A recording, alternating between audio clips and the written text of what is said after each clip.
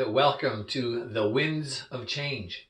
It was suggested to me after I finished the waves of COVID that perhaps a wind might be a good analogy to use for some upcoming discussions with you.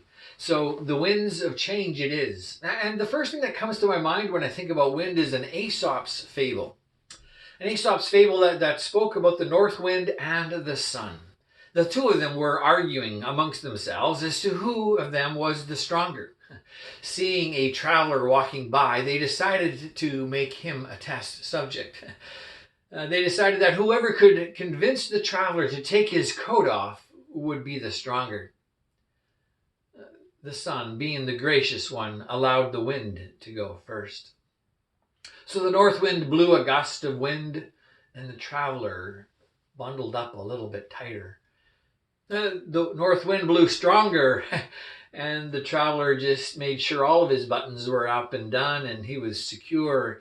And so he blew a really hard, cold, that north wind blew on this traveler, and all the more he just tightened up and just held on tight and braced himself against that cold blast of a wind. Seeing that he was unsuccessful, he stepped aside to allow the sun to give it a try.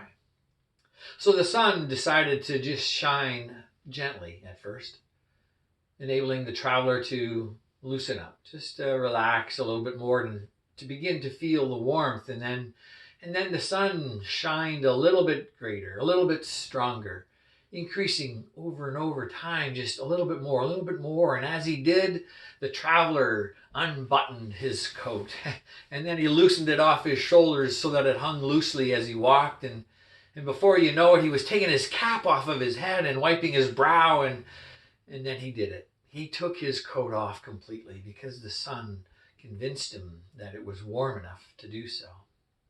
And then the traveler found some shade beneath a tree.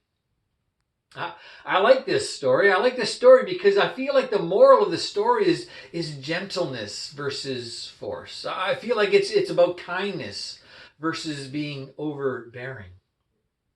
You know, as I often sit with people, hear of people in trouble and in adversity, that it would often be my prayer that they would turn to God in those times. But I've come to recognize that God wants people to experience his warmth. That God doesn't want people to experience the howling winds of adversity. And so now my prayer is changed. My prayer is for people to experience God's unbounding love, to experience God's warmth under the shade of his arms. My desire then is to share that love, to share that warmth, that it's not just that God would do it, but that I would be a carrier, a vessel of that love that he has for people. Psalm 36 verse 7 speaks about how precious is your love, O God. May all find shelter in the shadow of your wings. Blessed be the name of the Lord and his Son, Jesus Christ. Until next time, God bless you, God keep you. May his face always shine upon you and be gracious to you. Bye-bye.